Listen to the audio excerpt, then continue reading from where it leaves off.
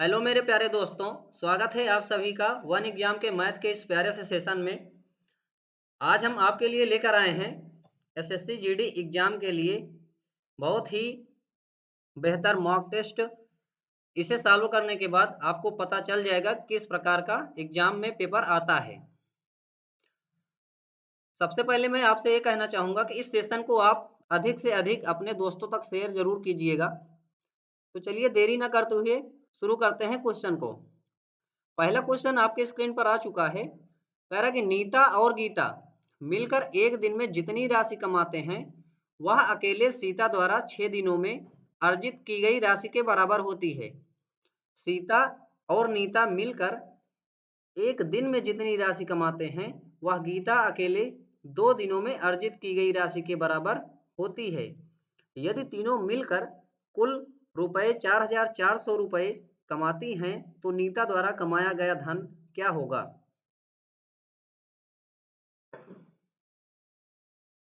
करिएगा दोस्तों इस क्वेश्चन को आप लोग सॉल्व। तो देखिएगा क्या है क्वेश्चन आपका। कह रहा है कि नीता और गीता मिलकर एक दिन में जितनी राशि कमाते हैं वह अकेले सीता द्वारा 6 दिनों में अर्जित की गई राशि के बराबर है।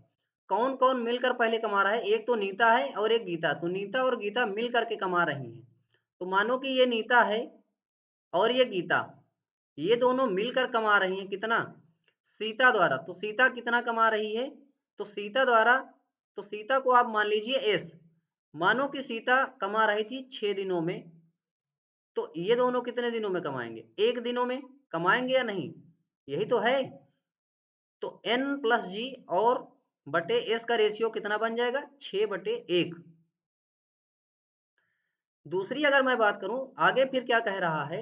सीता और नीता मिलकर एक दिन में जितनी राशि कमाते हैं वह गीता अकेले 2 दिनों में अर्जित की गई राशि के बराबर कमाता है। तो सीता और नीता कह रहा है, तो सीता और नीता बटे ये कितने किसके बराबर होगा? तो ये जो बराबर होगा आपका वो सीता और नीता, फिर कह रहा है गीता जितना कमाती है तो गीता को मान लो जी। सही बात है ना? तो गीता अकेले कितने दिनों में? 2 दिनों में। तो इनका रेशियो होगा 2 और गीता का रेशियो होगा कितना? 1। तो आप देख पा रहे हो दोस्तों, यहाँ पर सीता, नीता और गीता, सीता गीता और नीता मतलब इन सभी अंश और हर को जोड़ देंगे तो आपको क्या पता चल रहा है? इनका योग। तो इनका योग कितना होगा? 6 1 7। इनका भी आप तुरंत योग कर दें, ये कितना होगा? 3। होगा या नहीं? होगा ना? ठीक है। उसके बाद देख रहे हो कि यहाँ है 7, यहाँ है 3। क्या इनकी क्वांटिटी सेम आपको दिख रही है कहीं से? नहीं दिख रही ना? इसमें क्या करो, इसमें कर दो 3 का गुणा और इसमें कर दो आप 7 का गुणा। ऐसा हम क्यों कर रहे हैं आपको पता भी होना चाहिए। ऐसा हम इसलिए कर रहे हैं क्योंकि इनके जो दिन हैं, इनकी जो मेहनत है, सॉरी इनके जो मतलब पैसे मिलेंगे, अब यहाँ से तो पैसे का रेशियो बन जाएगा ना, रुपए का। वो क्या होना चाहिए कि पहले मैं देखो, ऐसा इसलिए कर रहा हूँ कि अगर इस पॉइंट को पूरे को जो आप जोड़ रहे हो तो नीता गीता और सीता तीनों को जोड़ रहे हो, यहाँ भी तो वही है नीता गीता और सीता, तो इसलिए इनकी क्वांटिटी को भी हमको सेम करना है। इस पॉइंट को आपको समझना ही होगा। तो आपने यहाँ पर गुणा किया 3 का, तो जैसे आपको सीता का निकालना है ना तो 3 का इसमें भी गुणा कर दो। तो यहाँ से सीता का रेशियो निकल जाएगा और सीता का रेशियो कितना निकल जाएगा? तो सीता का निकलेगा इस 3 का, जैसे ही इस एक में गुणा करोगे तो 3 का नम 3, ये सीता का हो जाएगा। अगर मैं बात करूं अब गीता की, तो यहाँ है 7, इस 7 का गुणा इस एक में करोगे तो गीता का निकल जाएगा। तो गीता का कितना हो गया? 7। यहाँ तक समझ में आया? सीता गीता तो हो गई, उसके बाद बचा कौन? उसके बाद बच गई नीता। कौन बची? नीता बच गई ना आपके पास। तो देख रहे हो कि टोटल तो 21 है, ये 7 त्रिका 21, 7 त्रिका 21, टोटल तो 21 ही है ना। तो जब टोटल आपका 21 है, जब आपका टोटल क्या है? टोटल अगर आपका 21 है तो 3 7 10 तो हो गया, तो बचेगा कितना? 11। 11 बचेगा ना दोस्तों, तभी तो टोटल मिलकर के 21 बनेगा। सही कह रहा हूं कि नहीं? सही बात है। उसके बाद क्या कह रहा है आगे?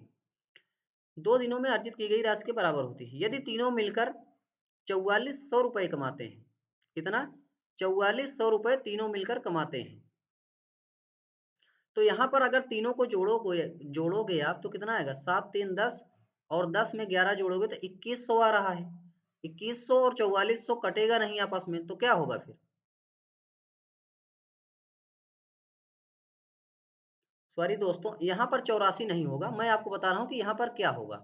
यहाँ पर 84 नहीं होगा, यहाँ पर होगा आपका 8400। कितना होगा? 8400 8, एक मिनट, यहाँ पर आपका होगा 8400। कितना हो जाएगा?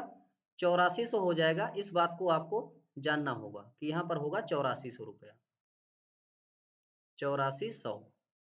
इसकी जगह आप क्या रखें? 8400। ठीक है ना? तो 3 7 10, 10 और 11 को जोड़ेंगे तो 21 आएगा। 21 बराबर कितना? 8400।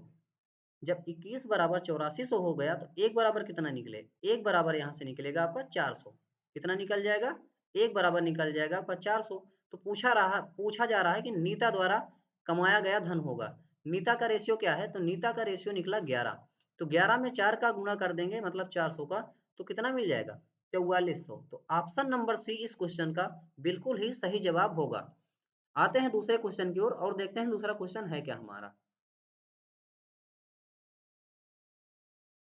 तो दूसरा क्वेश्चन स्क्रीन पर आ चुका है। कह रहा है कि राघवन ने विक्रय मूल्य के 13/15 मूल्य पर एक स्कूटर खरीदा और विक्रय मूल्य से 12% अधिक मूल्य पर बेच दिया, तो उसका प्रतिशत लाभ ज्ञात करें।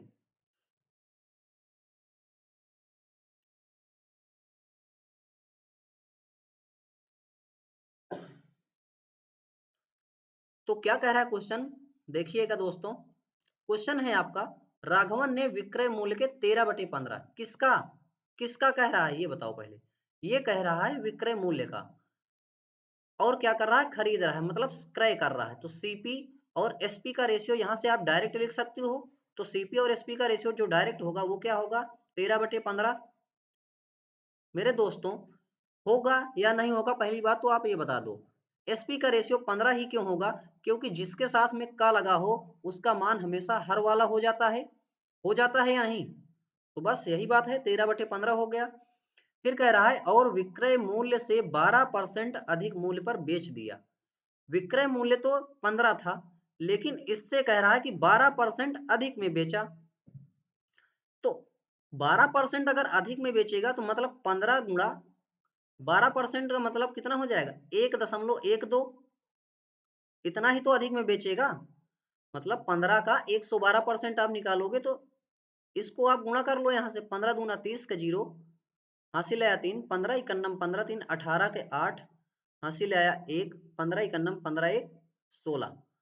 तो यहाँ पर दोस्तों जो आप देख रहे हो कि 2 अंक के बाद दशमलव है, तो आप भी 2 अंक के बाद दशमलव चिपका दो। मतलब 16.8 रुपए में बेचेगा। कितने में? अब 16.8 में बेचेगा। कहने का मतलब इस विक्रय मूल्य को आपको नहीं लेना। अब जो नया वाला विक्रय मूल्य है अब आपको इसको लेना होगा। समझ रहे हो ना? तो आप देख रहे हो कि 13 रुपये में खरीद रहा है, 16.8 रुपये में बेच रहा है, मतलब 3.8 रुपया का फायदा कमा रहा है। परसेंट निकालना है तो 100 तो जरूरी है लगाना। उसके बाद सीपी क्या है आपका? सीपी है आपका 13। बस आप करिए इसी को सॉल्व, आपका आंसर तुरंत आ जाएगा। तो आप देख पा रहे हो कि बिना इसको किए ये सब जो है ये सब सही में लिखे हैं दोस्तों। 38 सही 1/13, 29 सही 1/13, मतलब सी और डी जो ऑप्शन है। तो आप देख पा रहे हो दोस्तों कि 100/13 को क्या बोलते हो? ऐसे इसको लिख सकते हो 100/13। 100/13 को अगर आप देखते हो तो इसको तो 1/13 ही लिखते हो ना। क्या लिखते हो? 1/13%। और 3.8 जो है ये 100 में गुणा करोगे जब, तो कितना बन जाएगा? ये तो 38 बन जाएगा ना। तो मतलब इसका जो आंसर होगा वो ऑप्शन नंबर सी होगा। देखते ही मतलब कैलकुलेट करने की भी जरूरत नहीं है, आंसर तो आपका आ ही जाएगा तुरंत। तो आंसर कितना आ गया आपका? आंसर आया 38 सही 1/13। क्या यहाँ तक आप समझ पाए? समझ पाए ना? तो बस इसका जो सही जवाब होगा वो कौन सा होगा? ऑप्शन नंबर सी के साथ आप तुरंत चले जाओगे।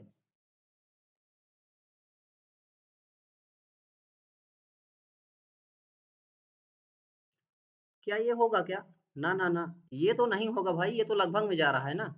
इसका जो इसको जब आप कैलकुलेट करोगे तो इसका जो जवाब होगा आप जानते हो क्या होगा? वो होगा लास्ट वाला। तो गलती मत करना इस तरीके से, वरना गलती हो जाएगी। तो ऑप्शन नंबर डी इस क्वेश्चन का सही जवाब होगा जब आप डिवाइड करके चेक करोगे तो। और ये लिखा क्या है, ये लिखा है 29 सही 3/13%। ठीक है ना, कैसे 3×9 = 27, 27×3 = 30, है ना। तो 30 आया ना, मतलब लास्ट में जीरो आ गया ना, तो यूनिट डिजिट यहाँ भी तो 100 में जीरो है, इसलिए यही होगा। इसमें देख रहे हो तो 3×8 = 24, 1×25 आ रहा है, तो सी वाला नहीं होगा, डी वाला आंसर होगा। तीसरा क्वेश्चन क्या है आपका, आइए देखते हैं। 300 और 700 के बीच ऐसी कितनी संख्याएं हैं जो 5, 6 और 8 से विभाज्य हैं। तो किससे किससे विभाज्य है, मतलब 300 और 700 के बीच एक आप कितनी संख्याएं होंगी उनको चुनिए जो किनके किनसे किनसे 5 से, 6 से और 8 से विभाजित हो। तो 5, 6, 8 से विभाजित का मतलब इनका एलसीएम ले लो आप, किससे विभाजित होनी चाहिए वो संख्याएं 120 से विभाजित होनी चाहिए। तो 120 से विभाजित होने के लिए आप क्या करोगे, 300 के पास देखो तो 12 3 36, 360 होता है, यही होगा 120 से विभाजित। फिर और किससे, 12 चौको 48, 480 हो गया। फिर किससे, 12 पंचे 60, 600 हो गया, है ना। फिर 12 छंग 72, 720 हो गया। अब देखो यहाँ पर 700 तक कहा था और यहाँ पर 300, तो 300 और 700, तो 300 और 700 के बीच लेना है, तो 300 तो लेना नहीं है, इनके बीच का 1 2 3, 720 तो होगा नहीं, ये ज्यादा हो गया। तो कितनी संख्याएं हैं, 3 संख्याएं आपकी हो जाएगी। कितनी संख्याएं हो जाएंगी, 3 नंबर्स आपके हो जाएंगे, मतलब इस क्वेश्चन का सही जवाब जो होगा वो ऑप्शन नंबर सी होगा।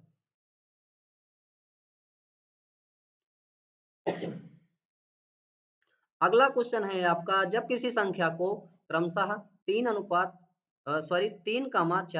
और 7 से विभाजित किया जाता है तो शेष फल क्रमशः 2, 3 और 5 प्राप्त होते हैं। जब उसी संख्या को 42 से विभाजित किया जाए तो प्राप्त शेषफल ज्ञात करें। करिएगा आप लोग।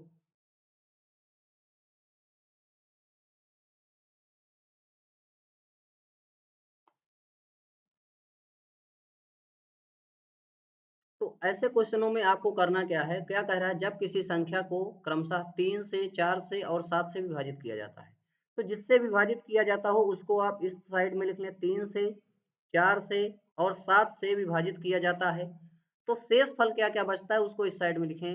तो यहाँ पर बच रहा है 2, यहाँ पर बच रहा है 3, 3 बच रहा है ना, और यहाँ पर क्या बच रहा है 5। क्रमशः ये सभी बच रहे हैं शेष फल, और इससे डिवाइड किया जा रहा है। तो दोस्तों कभी भी इस प्रकार का अगर क्वेश्चन आए तो आप क्या करना है, यहाँ पर बीच में कुछ न कुछ मान लेना। मानो कि यहाँ पर 1 है, इस साइड से जो करना है वो आपको करना होगा गुणा, समझ रहे हो ना। इस साइड से जो करना होगा आपको वो क्या करना होगा, इस साइड से आप करेंगे गुणा और इस साइड में आएंगे तो जोड़ देंगे। ठीक इसी प्रकार से सभी प्रक्रियाएं ऐसे ही चलेंगी, तब जाके आपका नंबर निकल जाएगा तुरंत। तो देखेंगे 7 से 1 में गुणा किया तो 7 का नम 7, 7 हो गया और 5 ये, तो 7 का नम 7 5 12। तो यहाँ पर जो 12 आया अब उस 12 को आप लिख लें। ठीक यही प्रक्रिया यहाँ भी करेंगे, गुणा और प्लस। तो 4 बार हमें 48, 4 और 12 का गुणा करेंगे तो 48 आएगा। 48 में 3 को जोड़ लेंगे तो कितना आएगा 51। सेम टू सेम प्रक्रिया यहाँ भी गुणा और प्लस करना है आपको। तो 3 का नम 3, 3 पचे 15, 153 आएगा। 153 में 2 को जोड़ लेंगे तो कितना आएगा 155। तो मेरे दोस्तों यहाँ से आपका ये जो 155 निकला है ये क्या है, ये वो संख्या है, नंबर है। ये कह रहा है ना किसी संख्या को, तो संख्या आपकी निकल कर आ गई कितना 155।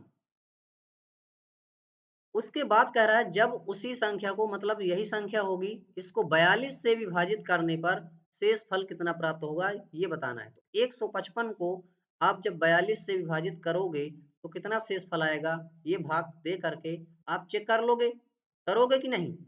तो आप जैसा कि देख पा रहे हो कितनी बार जा रहा है ये, तो 4 बार जाओगे तो 4 दूनी 8, 4 चौको 16, तो 168 जो हो रहा है वो ज्यादा हो रहा है। तो 3 बार आओगे, 3 दूनी 6, 3 चौको 12, तो 42 को 3 से गुणा कर रहे हो तो कितना आ रहा है, तो 3 दूना 6, 3 चौको 12, 126 मिल रहा है। 155 से 126 कितना कम है, यही आप चेक कर लेंगे तो आपका शेषफल नहीं मिल जाएगा, बिल्कुल मिल जाएगा। तो कितना आएगा आपका शेषफल, बताइए कितना आएगा। तो शेषफल जो आएगा आपका वो आएगा 15 में से 6 गया 9 और 14 में से 2 12 गया 2। 29 ही आपका बिल्कुल ही सही जवाब इस क्वेश्चन का हो जाएगा। किस ऑप्शन में है? Option number D is the right answer. बढ़ते हैं अगले क्वेश्चन की ओर देरी न करते हुए। अगला क्वेश्चन क्या है आपका, देखिएगा, सॉल्व करिए दोस्तों। यदि 21 की power under root x plus 20 की पावर अंडर रूट एक्स बराबर 29 की पावर अंडर रूट एक्स है तो एक्स का मान ज्ञात कीजिए।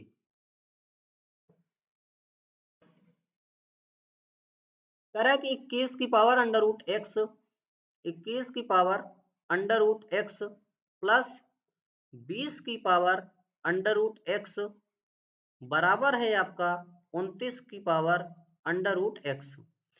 इस क्वेश्चन को सॉल्व करने का जो बहुत ही आसान तरीका है वो कौन सा है?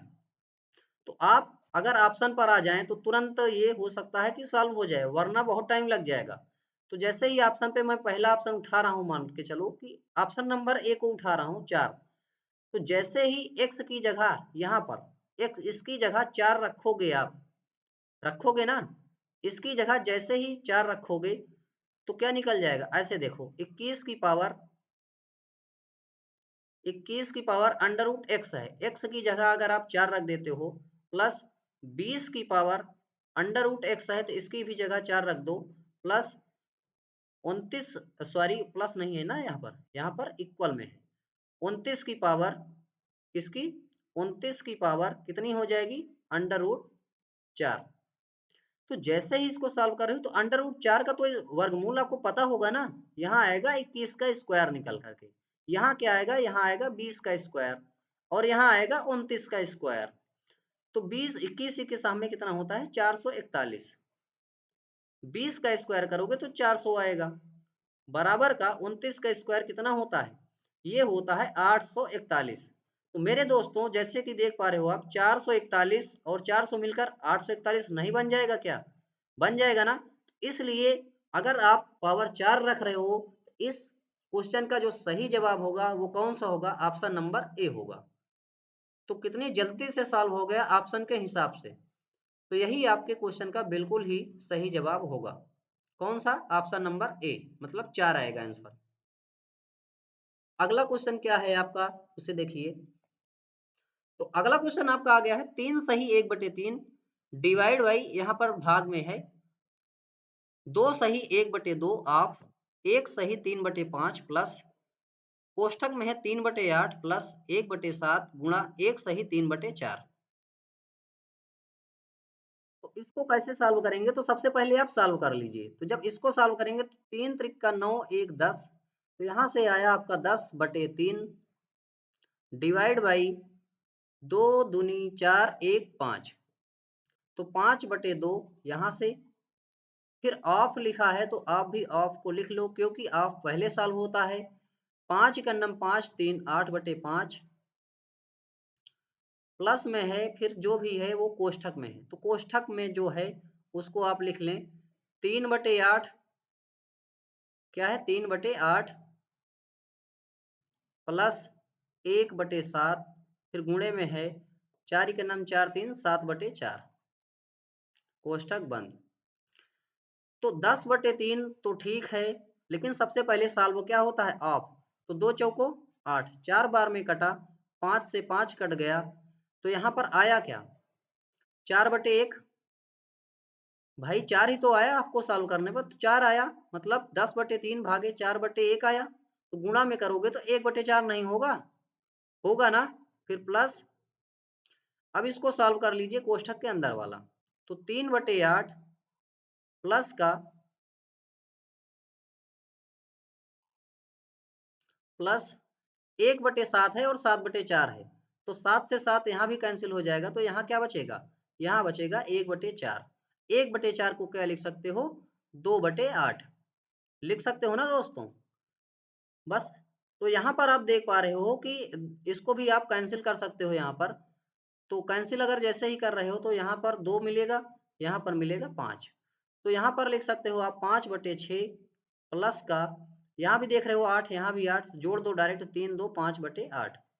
जब इस भिन्न को आप सॉल्व कर रहे हो तो 8 पंचे 40 प्लस 6 पंचे 30/48, तो यहाँ से आपको जो मिल रहा है वो आपको मिल रहा है, इस साइड लिख रहा हूँ 70/48, और 70/48 को क्या लिखा जाता है आप अच्छी तरीके से जानते हो। ऑप्शन नंबर बी इस क्वेश्चन का बिल्कुल ही सही जवाब हो जाएगा। 70/48 मतलब 35/24, आधा आधा कर दो।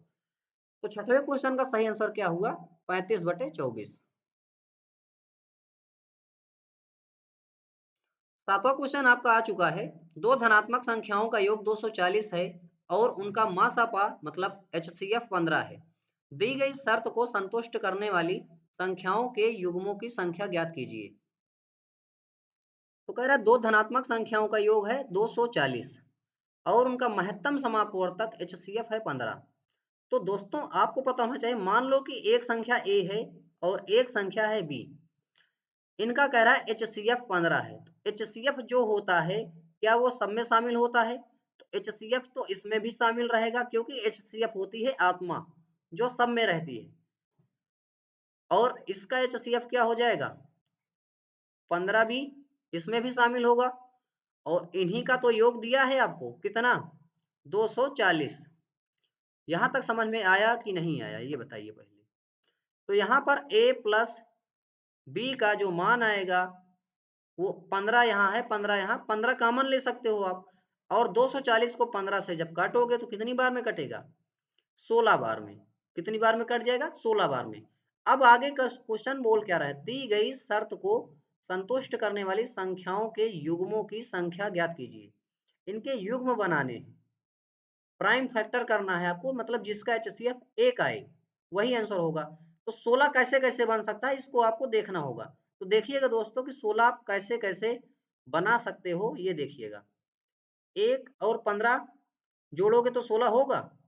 2 और 14 16, 3 और 13 16, 4 और 12 16, है ना। इसी प्रकार से आगे भी 5 और 11 16, 6 और कितना 10, उसके बाद 7 और अब कितना होगा 9, फिर 8 और 8, इतना हो गया। तो किसको किसको आप ले सकते हो? 2/14 नहीं होगा क्योंकि इसका HCF निकलेगा। 4/12 का भी LCM हो सकता है, कॉमन है ना सब में, जिसमें कॉमन हो उसको ना लो। इसमें भी कॉमन, रिपीटेशन अलाउड नहीं होता तो ये भी नहीं होगा। तो कितने होंगे? तो आप देख पा रहे हो कि इसका जो आंसर होगा वो कौन सा होगा? तो जो अलाउड है उसको लो, 1 2 और ये वाला 3। तो 3 पेयर बनेंगे इसके, 3 नहीं एक और है ना, 5 11 का भी है। तो कितने पेयर बन रहे हैं दोस्तों? इनका जो पेयर बन रहा है वो 4 का बन रहा है। कितने का बन रहा है? 4 पेयर बनेंगे। अच्छा मैं 2 और 14 क्यों नहीं लिया? 4 और 12 क्यों नहीं लिया? 6 और 10 क्यों नहीं लिया? 8 और 8 क्यों नहीं लिया? क्योंकि इनमें कुछ न कुछ कॉमन है। 2 और 14 में 2 कॉमन है ना भाई, 4 और 12 में तो 4 कॉमन है। इसी प्रकार से सब में कॉमन है। तो जिसका कॉमन ना हो, जिसका HCF निकले वो लिया जाता है इसमें। जिसका HCF 1 निकले वो लिया जाता है। और 8 और 8 फिर क्यों नहीं निकला? क्योंकि 8 और 8 कॉमन है आपस में और रिपीटेशन अलाउड होता नहीं, इसलिए ये नहीं होगा। तो इसके जो पेयर बनेंगे वो कितने बनेंगे दोस्तों? वो 4 पेयर बन जाएंगे। अगला क्वेश्चन क्या है आपका, आइए देखते हैं उसे भी। 8वां क्वेश्चन आ चुका है। रिसु अपनी आय का X% बचाती है यदि उसकी आय में 26% की वृद्धि होती है और व्यय में 20% की वृद्धि होती है तो उसकी बचत में 50% की वृद्धि हो जाएगी। X का मान बताइए।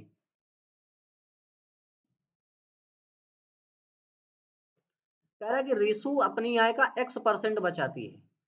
वैसे अगर मैं आपसे पूछूं कि X% का मान क्या होता है, तो X% को आप कहोगे कि सर ये X/100 लिखा है। क्या लिखा है? X/100।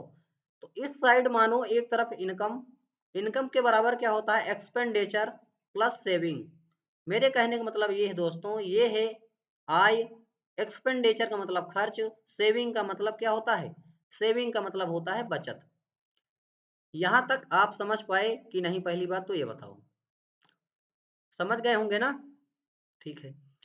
तो मान, अब ये देखना, जैसे आप इसको भिन्न के रूप में लिख दे रहे हो तो ये जो इनिशियल होता है नीचे वाला हमेशा, ये क्या होता है? ये होता है आपका इनकम।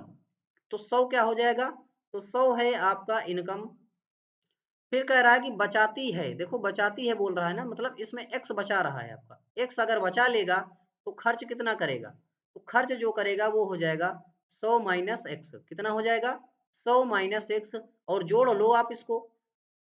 अगर आपका एक्स ना आ जाए तो बताना, सॉरी 100 ना आ जाए तो बताना, तभी तो आएगा जोड़ने पर। अब आगे क्वेश्चन क्या बोल रहा है, यदि उसकी आय में 26% की वृद्धि, मतलब इसमें 26% की वृद्धि,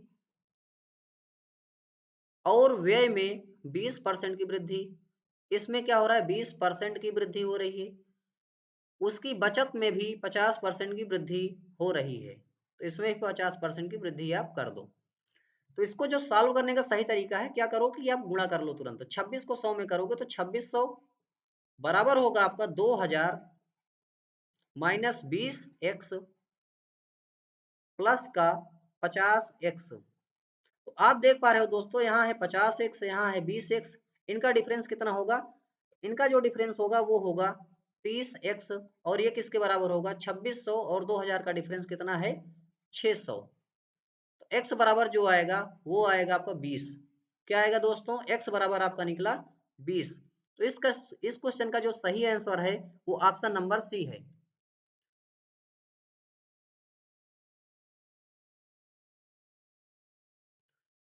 नौवा क्वेश्चन क्या है आपका, किसी व्यक्ति ने एक वस्तु खरीदी और उसे 10% के लाभ पर बेच दिया। यदि उसने वस्तु को 20% कम मूल्य पर खरीदा होता और उसे रुपए 1000 और अधिक में बेचा होता तो उसे 40% का लाभ मिलता। वस्तु का क्रय मूल्य रुपए में बताइए।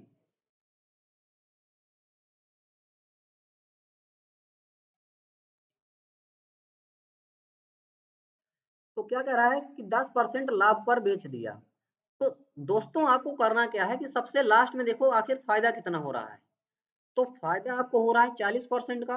बहुत शॉर्टकट तरीका बताऊंगा मैं, बिल्कुल हिसाब से समझना।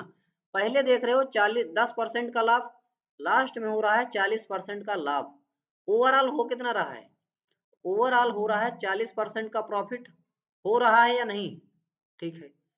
अब पहले कह रहा है कि 10% का प्रॉफिट होता है, तो 10% का प्रॉफिट जो हुआ, अगर आप खरीदे और बेच दिए 10% प्रॉफिट पर, ये आपका फायदा ही तो है, फायदा ही तो है ना। तो फायदा 10% का हुआ, इसलिए 10 लिख दिया, ठीक है। उसके बाद क्या कह रहा है, यदि उसने वस्तु को 20% कम मूल्य पर खरीदा होता। अच्छा खुद सोचो, आप कहीं से खरीद कर कम दाम में खरीद कर लाओगे तो वो तो आपका फायदा होगा ना। तो 20% का तो यहाँ भी फायदा पा गए आप। पाए कि नहीं पाए पहले ये बताओ, पा गए ना। फिर कह रहा है कि और उसे रुपए 1000 अधिक में बेचा होता। खुद सोचो, कह रहा है कि और उसे रुपए 1000 और अधिक में बेचा होता, मतलब आप 1000 और फायदा कमाते। तो ये भी आपका फायदा है, इसलिए मैं प्लस प्लस लगा रहा हूं, ध्यान समझना। तो उसे 40% का प्रॉफिट होता। तो यहां पर आपको समझना होगा दोस्तों कि जो 40% कह रहा है आपका, और यहाँ पर कितना कम कह रहा है ये भी आपको देखना होगा 20%। तो 20% कम और 40% का ओवरऑल फायदा हो रहा है। तो यहाँ पर 20% का या 40% का ओवरऑल का, 40% का आप 20% निकालोगे, 20% को आप बोलते हो कि 1/5 लिखा है। तो 5 से जैसे ही काटोगे तो ये निकलेगा 8%। तो यहाँ पर भी तो आपको 8% का फायदा हो रहा है, हो रहा है कि नहीं हो रहा है, यहाँ तक समझ में आया। अब आप देख पा रहे हो दोस्तों, यहाँ है 10%, यहाँ है 20%, यहाँ है 8%। तो परसेंट को सबसे पहले आप जोड़ लो। तो 20 10 30 8 38%। इधर आया 38%, इधर है 40%। तो 40 और 38% का डिफरेंस कितना आएगा 2%। 2% बराबर किसके होगा 1000 के। तो 100% किसके बराबर होगा 50,000 के। किसके बराबर होगा 50,000 के बराबर होगा। और यही आपके क्वेश्चन का बिल्कुल ही एग्जैक्ट आंसर बनेगा। तो आपका जो आंसर आया वो कितना आया 50,000। अगला क्वेश्चन क्या है आपका, आइए उसे देखते हैं। 10वां क्वेश्चन आ गया है आपका, और कह रहा है किसी वस्तु पर उसके क्रय मूल्य से 35% अधिक मूल्य पर अंकित किया जाता है। यदि वस्तु को बेचकर 20% का लाभ होता तो वस्तु के अंकित मूल्य पर दिया गया छूट प्रतिशत बताइए। तो देखिएगा दोस्तों क्या कह रहा है कि किसी वस्तु पर उसके क्रय मूल्य से 35% अधिक मूल्य पर अंकित कर दिया गया, मतलब मार्कअप किया गया है। तो मानो कि आपका जो सीपी है वो है 100, फिर मानो कि आपका एमपी क्या होगा, 35% अधिक अंकित कर रहे हो क्रय मूल्य से, मतलब 100 का 135% कितना होगा, 135 होगा कि नहीं। फिर कह रहा है यदि वस्तु को बेचकर 20% का लाभ होता, बेचकर 20% का लाभ होता, तो आप किसी भी चीज को बेचोगे तो किससे, मतलब खरीदोगे तभी तो बेचोगे, सीपी पर फायदा होगा ना आपका 20% का। तो जब आप सीपी पर फायदा पा रहे हो तो एसपी निकलेगा आपका। तो 100 का 120% कितना होता है, 120। आप सीपी से तो 20% का फायदा देखोगे, तो जब 20% का फायदा देख रहे हो तो यहाँ पर तो निकलेगा 120, जो 120 निकल गया आपका सेलिंग प्राइस। तो आगे क्या बोल रहा है, तो वस्तु का अंकित मूल्य पर दिया गया छूट कितना है। अंकित मूल्य तो है आपका 135, अंकित मूल्य कितना आपका 135, और तय मूल्य है आपका 120। तो 135 और 120, 135 है आपका अंकित मूल्य और एसपी है आपका 120। तो छूट कितने की आई, तो यहाँ पर छूट आई 15 की, बटे में 135, क्योंकि अंकित मूल्य पर ही छूट दी जाती है, परसेंट निकालना है तो 100 लगाओगे। जैसा कि आपको पता है 15 नवैया 135 होता है, और 100/9 को क्या बोलते हो आप, 100/9 को बोलते हो कितना, 11.11%, 11.11% ही आपके इस क्वेश्चन का बिल्कुल ही सही जवाब होगा।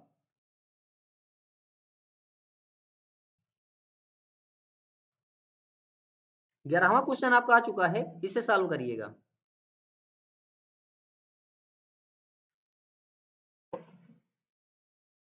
11वां क्वेश्चन है आपका, एक व्यक्ति ने साधारण ब्याज की दर से 7 वर्षों में 20,400 रुपए प्राप्त करने के लिए कितना, 20,400 रुपए प्राप्त करने के लिए रुपए 12,000 की राशि को एक निश्चित वार्षिक ब्याज पर निवेश किया, रेट पर, दर पर। उक्त राशि प्राप्त करने के लिए ब्याज की दर क्या होगी।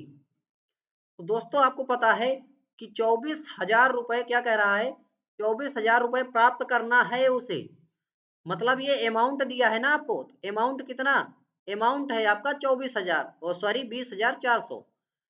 प्रिंसिपल दिया कि 12,000 है, प्रिंसिपल कितना, तो प्रिंसिपल आपको दे दिया कि 12,000 है। तो अमाउंट पता, प्रिंसिपल पता, तो आगे क्या पता कर सकते हो, सिंपल इंटरेस्ट कितना लगेगा, ये मिलेगा कि नहीं आपको यहाँ से। तो 12,000 रुपए है, 20,400 रुपए आप ले रहे हो, तो यहाँ पर ब्याज कितना मिलेगा, तो देख रहे हो डबल जीरो, यहाँ भी डबल जीरो, आप भी डबल जीरो आराम से उतार दीजिए, ठीक है ना। तो 4 में से जीरो गया तो 4 ही आएगा, 20 में से 12 गया तो कितना आएगा, 8। तो दोस्तों आपको पता हो गया कि आपका जो साधारण ब्याज आया वो कितना आ गया, तो वो आ गया 8400। साधारण ब्याज आपका मिला 8400।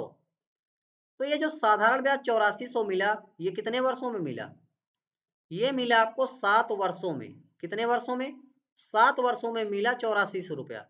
तो एक वर्ष में कितना होगा, एक वर्ष का साधारण ब्याज होगा जो आपका, वो हो जाएगा 1200 रुपया। कितना हो जाएगा दोस्तों, 1200 रुपया एक वर्ष का हो जाएगा। तो देखते ही इसका आंसर आप क्या निकाल सकते हो क्या, अब 12,000 ब्याज है आपका एक वर्ष में, ठीक है ना, और 12,000 है मूलधन। तो रेट निकालने के लिए क्या किया जाता है, रेट परसेंट निकालने के लिए साधारण ब्याज 1200 गुणा में 100, और किसका होता है ये हमेशा, मूलधन का, मूलधन है आपका 12,000, ट्रिपल जीरो से ट्रिपल जीरो आपने काट दिया तुरंत, और 12 धम्मा 120। तो आपका जो रेट परसेंट निकलेगा वो कितना निकल जाएगा, वो आएगा 10%। तो इस क्वेश्चन का जो सही जवाब होगा वो क्या होगा, 10% होगा।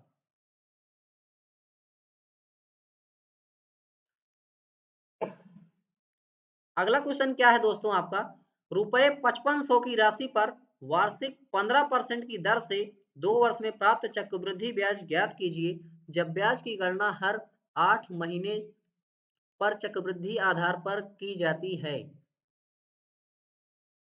कह रहा है कि रुपए 5500, मतलब 5500 आपका क्या है, तो 5500 आपका है प्रिंसिपल की राशि पर 15% के हिसाब से 2 वर्ष में प्राप्त चक्रवृद्धि ब्याज ज्ञात करिए जब ब्याज की गणना 8 माह पर हो रही हो। तो मेरे दोस्तों आपको पता होना चाहिए कि 2 वर्ष में 8 माह कितनी बार आएंगे। तो 2 वर्ष में 8 माह मतलब 2 वर्ष का मतलब कितना होता है, 2 वर्ष में कितने महीने, 2 वर्ष में होते हैं 24 महीने। कितने महीने, 24 महीने 2 वर्ष में होते हैं।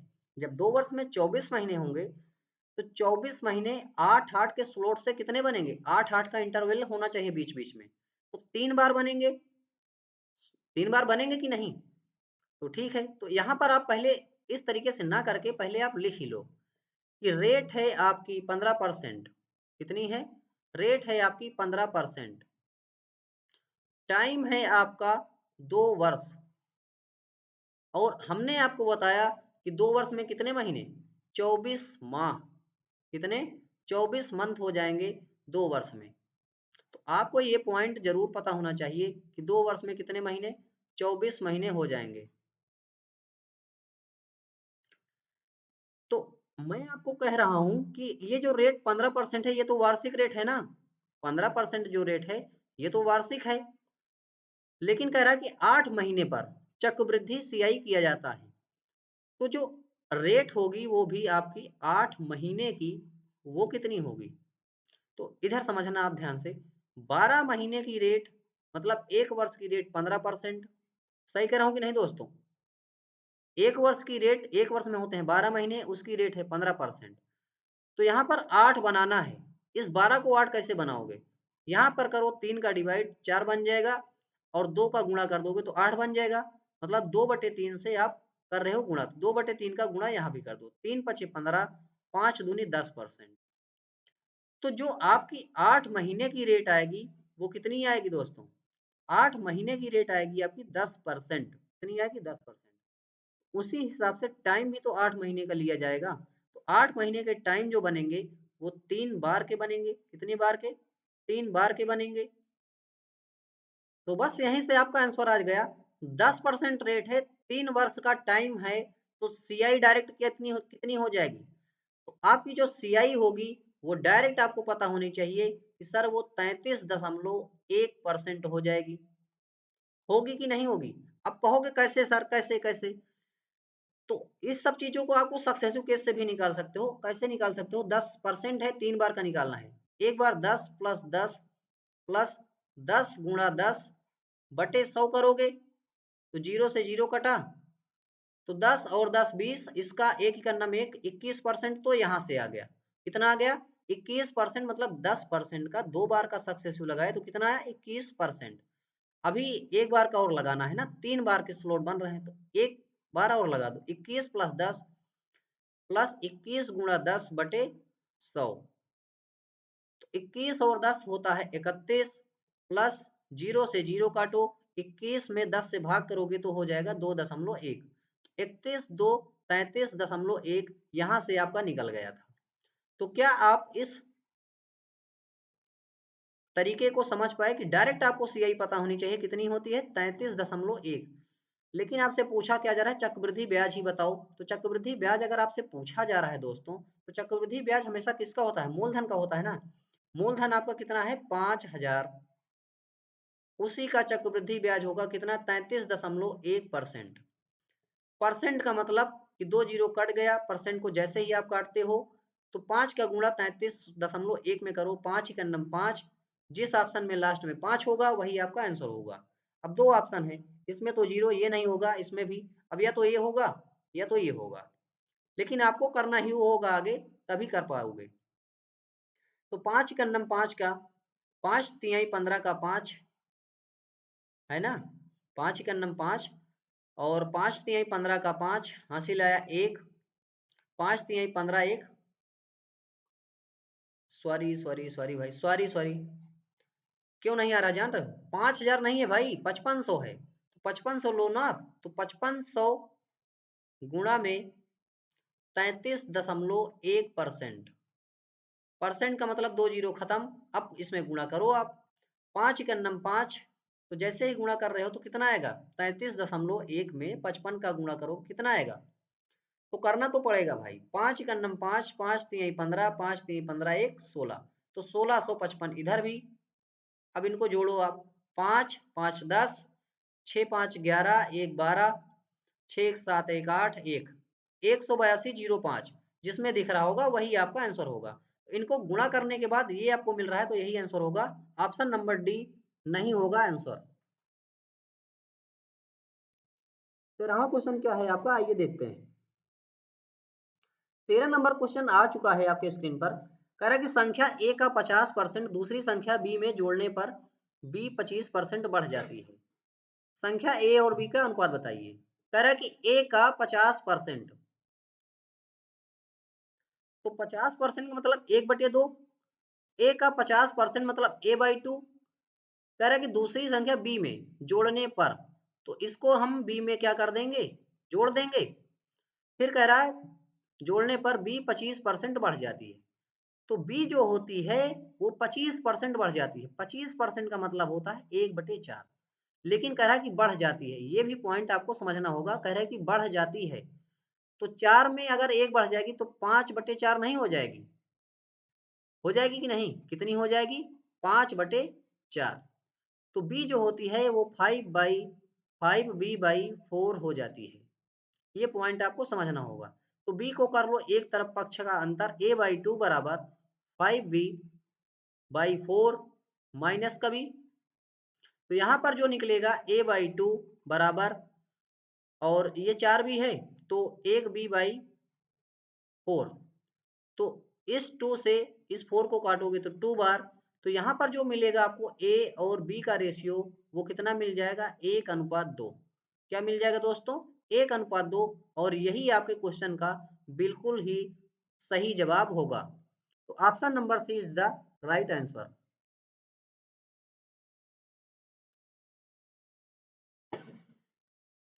14 नंबर क्वेश्चन है आपका, एक ए और बी की मासिक आय का अनुपात 5:4 है। तो ए है और बी है, दो व्यक्ति हैं, इनके इनकम का रेशियो दे दिया आपको, मासिक आय का अनुपात दिया, इनकम का रेशियो दिया आपको। इनके इनकम का रेशियो कितना दिया दोस्तों, इनके इनकम का रेशियो दिया 5x/4x, दिया कि नहीं, ठीक है ना। उसके बाद कह रहा है इनके मासिक व्यय का रेशियो 9:7 है। एक्सपेंडिचर का भी रेशियो दे दिया, खर्च का भी रेशियो दे दिया, व्यय का वो कितना दिया, 9y/7y। आप इन दोनों को अलग अलग ही माने, इनकम है तो x से मान लिया, एक्सपेंडिचर है तो y से मान लिया। अलग अलग मानोगे तभी आंसर आएगा, वरना आंसर नहीं आएगा, क्योंकि वो इनकम है और ये खर्च है ना भाई, इसलिए अलग अलग मानना पड़ेगा। अब आगे क्वेश्चन क्या बोल रहा है उस हिसाब से करेंगे। यदि बी की आय कितनी है भाई, तो बी की आय है 4x, साइड में लिखो, जैसे बोल रहा है वैसे करते जाना। बी की आय, ए के व्यय, ए का व्यय कितना है, ए का व्यय ये है ना 9y के बराबर है, तो बराबर है तो आप भी बराबर का चिन्ह लगा दो। तो यहां से दोस्तों x और y का जो डायरेक्ट रेशियो निकलेगा वो निकल जाएगा 9/4, निकल जाएगा या नहीं। आपसे पूछ रहा है कि ए और बी की बचत का अनुपात बताइए। x का मान 9, तो यहाँ पर x का मान दोनों तरफ पुट कर देंगे आप। जैसे ही पुट करेंगे, x का मान जैसे ही अगर आप पुट कर रहे हैं तो कितना आएगा, तो 5×9 = 45, कितना आएगा दोस्तों, तो ये आएगा 5×9 = 45, 4×9 = 36, और y का मान यहाँ देख रहे हो 4 है तो y का मान यहाँ पुट करोगे, 9×4 = 36, और यहाँ 7×4 = 28। बचत का रेशियो आपसे पूछ रहा है सेविंग का, तो सेविंग का रेशियो कैसे निकलेगा, 45 में से 36, मतलब इतनी आय है आपकी और इतना खर्च कर रहे हो, तो 45 आय है, 36 खर्च कर रहे हो, बचाओगे कितना, 9, बचाओगे कि नहीं, कितना बचाओगे, 9 बचाओगे। यहाँ आए है 36, 28 खर्च कर दिए, बचाए कितना, 8। तो 9 और 8 का बचत का आपका रेशियो आएगा, जो भी इस क्वेश्चन का बिल्कुल ही सही जवाब होगा। दोस्तों इस प्रकार के क्वेश्चन आते हैं, इस पर लगा लो आप स्टार, ये बहुत ही इंपॉर्टेंट क्वेश्चन है, हमेशा इस प्रकार का क्वेश्चन पूछा ही जाता है आपसे। तो इस क्वेश्चन का जो सही जवाब होगा वो ऑप्शन नंबर ए होगा।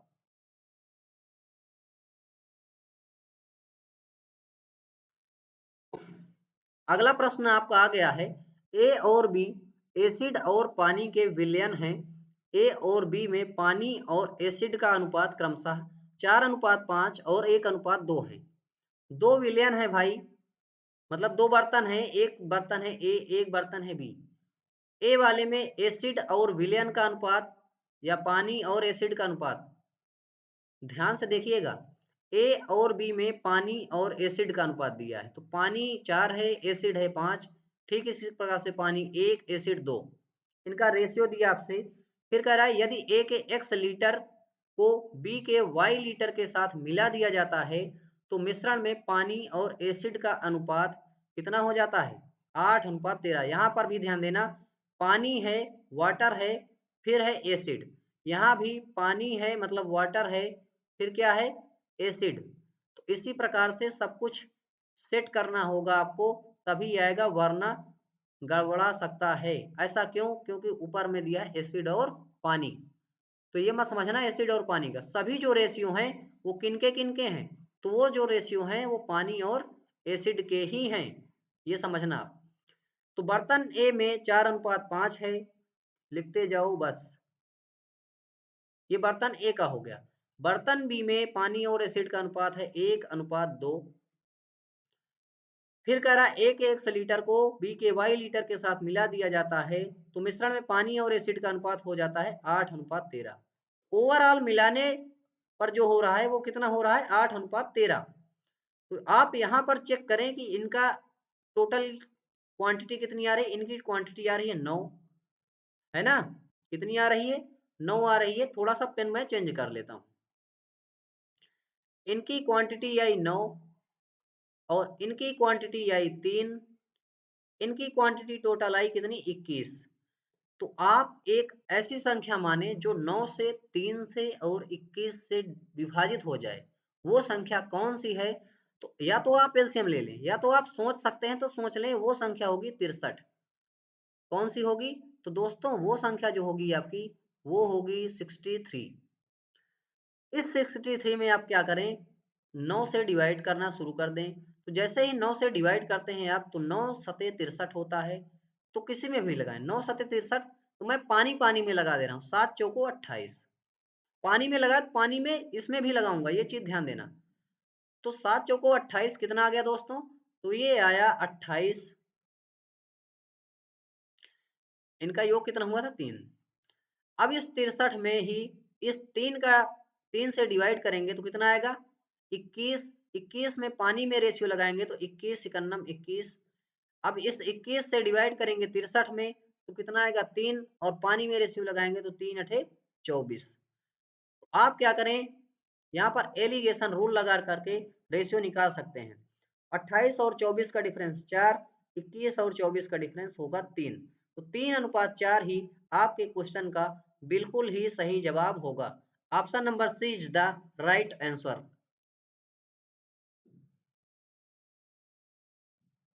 16 नंबर क्वेश्चन है आपका, ए कामा बी और सी 5:7:4 के अनुपात में पूंजी निवेशित करते हैं। उनके निवेश के समय का अनुपात x:y:z है। यदि उनका लाभ 45:42:28 के अनुपात में वितरित किया जाता है तो x, y और z का रेशियो क्या होगा। तो दोस्तों जैसा कि आपको पता है, यहाँ पर देखो दिया है जो 5:7:4, ये किसका रेशियो है, तो ये 5:7:4 जो रेशियो है ये है पूंजी का। तो इस चीज में आपको एक पॉइंट तो बिल्कुल सही तरीके से पता ही होनी चाहिए। वो तरीका क्या है कि एक फार्मूला होता है, आपको पता होना चाहिए। इन्वेस्टमेंट क्या होता है, इन्वेस्टमेंट गुणा टाइम बराबर होता है आपका प्रॉफिट। क्या होता है, प्रॉफिट होता है। इसका मतलब ये है, निवेश, निवेश का मतलब होता है पूंजी, निवेश, इन्वेस्टमेंट का मतलब होता है टाइम, का मतलब दुनिया जानती है वो होता है समय, और प्रॉफिट का मतलब क्या होता है, ये होता है लाभ। क्या होता है, लाभ। तो इस फार्मूले को आप लिख लें तुरंत, इसके बिना तो आंसर अधूरा है। तो यहाँ पर आप देख पा रहे हो कि इन्वेस्टमेंट का रेशियो दिया आपको दोस्तों इन्वेस्टमेंट का रेशियो, उसके बाद टाइम का रेशियो भी दिया, और उसके बाद यहाँ तक रुका नहीं, आपको दे दिया प्रॉफिट का भी रेशियो। तो इन सबको क्या करना होगा, आपको अब तुरंत लिखना ही होगा। इन्वेस्टमेंट का रेशियो दिया है आपको 5:7:4, तुरंत लिख लें 5:7:4, ठीक है ना। उसके बाद समय का भी रेशियो दिया, एक्स वाई और जेड। समय का रेशियो क्या है, एक्स वाई और जेड। लाभ का अनुपात दिया 35, 42 और 28, 45 42 और 28, ये दे दिया आपको प्रॉफिट का रेशियो। क्रॉस आप देख रहे हो कट रहा है, तो बिना कुछ टेंशन के या चिंता के आप तुरंत क्या करो, इसे काट सकते हो, तो काट दो। 5 9 7 6 42, 4 7 28। तो x y और z का रेशियो डायरेक्ट यही होगा, क्या होगा, 9:6:7। क्या होगा दोस्तों, 9:6:7, यही है डायरेक्ट आपका रेशियो होगा। तो इस क्वेश्चन का जो सही जवाब होगा वो कौन सा होगा, ऑप्शन नंबर ए के साथ आप चले जाओगे। तो इसका जो सही आंसर है वो कितना है, 9:6:7।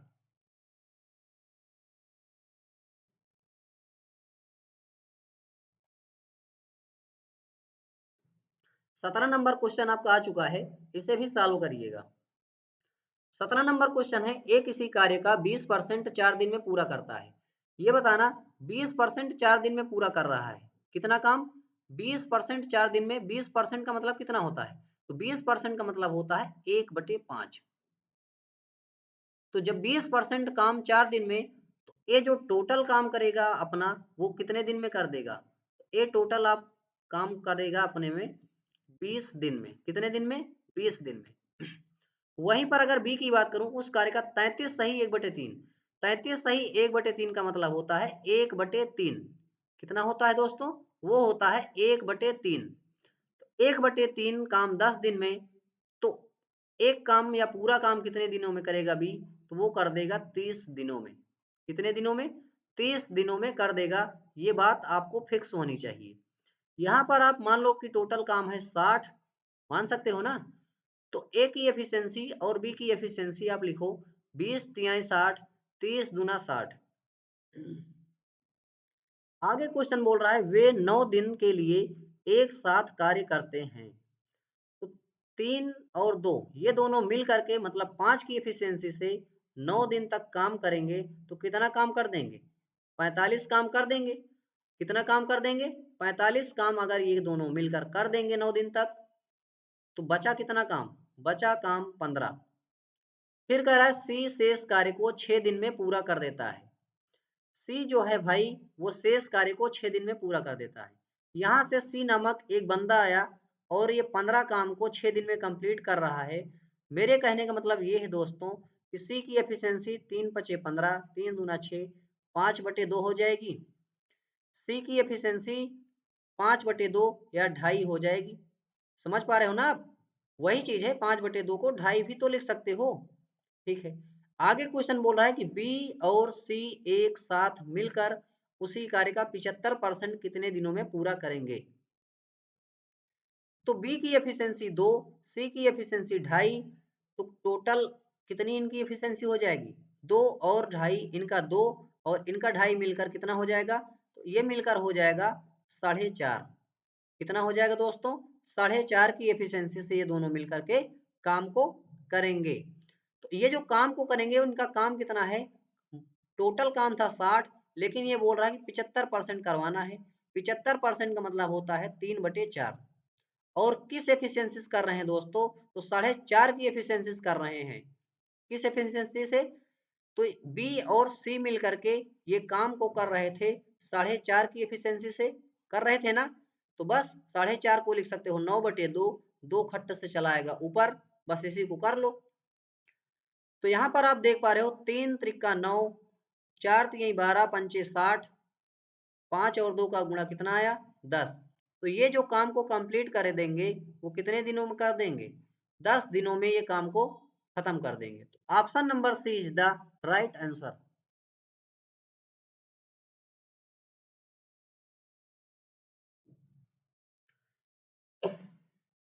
18 नंबर क्वेश्चन क्या है आपका, एक व्यक्ति ने 5 घंटे में 35 किलोमीटर की दूरी की तय की।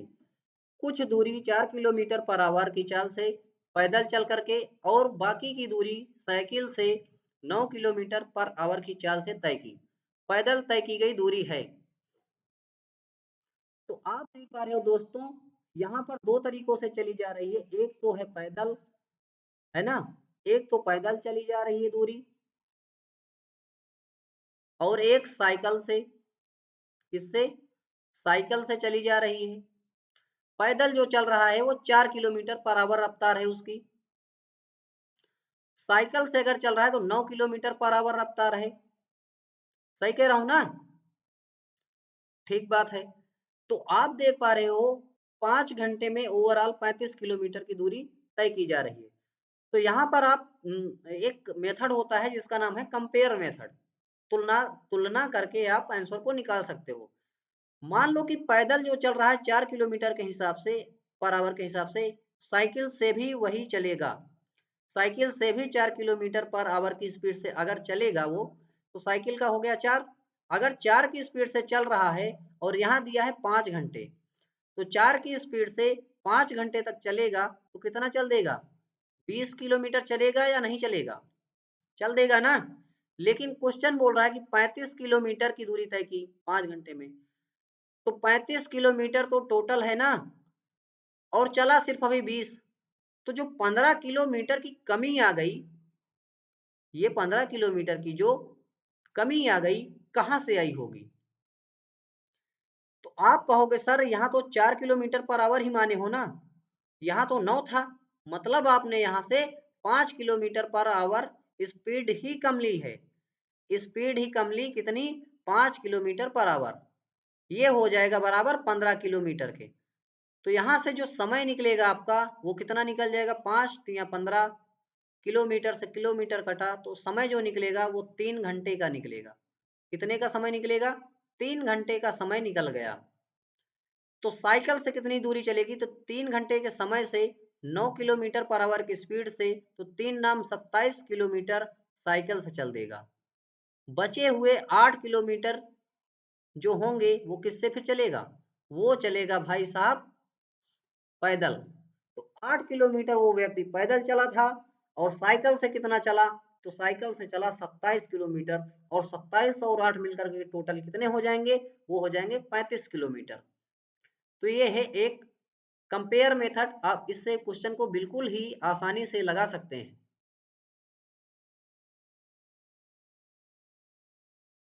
19 नंबर क्वेश्चन है, यदि ए सी का 1/6 है, ए है सी का कितना? 1/6। वहीं पर कहा जा रहा है कि बी है ए का 2 गुना, तो ये रेशियो होगा। तो आप देख पा रहे हो दोस्तों, यहाँ भी ए है और यहाँ भी ए है, तो सबसे पहले आप क्या करें, देख लें एक बार कि ए सेम है या नहीं है। तो यहाँ पर देख पा रहे हैं ए भी 1, यहाँ भी ए 1, तो डायरेक्ट आप रेशियो लिख लें कि ए बी और सी का रेशियो क्या होगा? तो ए का 1, बी का कितना? तो बी का देख पा रहे हो 2 है ना, तो 2 लिख लो। और सी का कितना? तो सी का है 6। तो ए बी और सी का डायरेक्ट रेशियो कितना होगा? 1 2 6। कह रहा है कि ए बी तथा सी का औसत 30 है, एवरेज है 30। तो यहाँ पर एवरेज देखो कितना हो रहा है? 2 1 3 6 9, 9 एवरेज इनका देखोगे तो इनका एवरेज हो रहा है 3।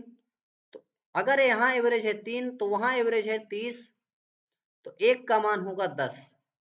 एक का मान कितना दोस्तों? एक का मान होगा 10। जब एक का मान 10, तो आपसे पूछा जा रहा है ए और सी के बीच डिफरेंस क्या है? तो ए और सी के बीच डिफरेंस यहाँ है 6, यहाँ है 1, डिफरेंस आया सर 5 का। एक का मान अगर 10 तो 5 का मान 50। यही आपके क्वेश्चन का 50 जो होगा बिल्कुल ही सही आंसर होगा। ऑप्शन नंबर सी के साथ आप तुरंत भाग जाओगे।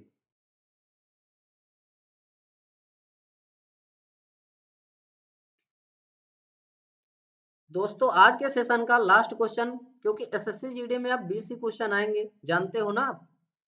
तो बस लास्ट क्वेश्चन मार्क टेस्ट का आ चुका है। कमेंट बॉक्स में जवाब जरूर दीजिएगा कि सेशन कैसा था आज का। तो देखिएगा क्या कह रहा है, दो त्रिभुजों में क्षेत्रफलों का अनुपात 5:2 है, ऊंचाइयों का अनुपात 2:5 है, इनके आधारों का बेस का रेशियो आपसे पूछ लिया। तो जैसा कि आपको पता है क्षेत्रफल, तो सबसे पहली बात तो आपको ये पता होना चाहिए कि क्षेत्रफल होता क्या है। तो किसी भी त्रिभुज का क्षेत्रफल होता है 1/2 बेस इंटू हाइट, यही होती है आपकी एरिया। क्षेत्रफल होता है ना 1/2 बेस इंटू हाइट। तो यहाँ पर देख पा रहे हो कि क्षेत्रफल का रेशियो दिया 5:2, तो बेस इंटू हाइट ही क्या होती है, आपकी एरिया होती है। तो यहाँ पर देख पा रहे हो कि बेस, हाइट और इनका सभी का आप लिख लें रेशियो। कैसे लिखेंगे मैं बता रहा हूँ। देख रहे हो कि क्षेत्रफल का रेशियो दिया 5:2, लिख दो, बिना किसी दिक्कत के लिख दो, लिख दिया ना। ऊंचाइयों का अनुपात दिया 2:5, हाइट का रेशियो है 2:5। आपसे पूछ रहा है कि आधारों का रेशियो क्या होगा। यहां पर और यहां पर क्या आएगा, आपसे यही पूछा जा रहा है, बेस का रेशियो क्या होगा। तो कैसे करेंगे आप, तो मेरे दोस्तों इस पहले वाले का रेशियो निकालने के लिए इसको ऐसे गुणा कर लें, 5×5 = 25, और इस वाले बॉक्स का रेशियो निकालने के लिए इसका ऐसे गुणा कर दें, 2 दूनी 4, तो 25:4 ही बिल्कुल ही बेस का सही आंसर होगा। Option number A is the right answer. इस क्वेश्चन का सही जवाब क्या हो गया, ऑप्शन नंबर ए। दोस्तों अगर आपको ये वीडियो पसंद आई है तो अपने ज़्यादा से ज़्यादा दोस्तों तक शेयर जरूर कीजिएगा, चैनल को सब्सक्राइब कीजिएगा और लाइक भी कीजिएगा। साथ ही साथ कमेंट बॉक्स में अपनी राय जरूर बताइएगा, ताकि हम आपके लिए डेली एक मॉक टेस्ट का प्रबंध कर सकें। मिलते हैं नेक्स्ट वीडियो में, तब तक के लिए धन्यवाद।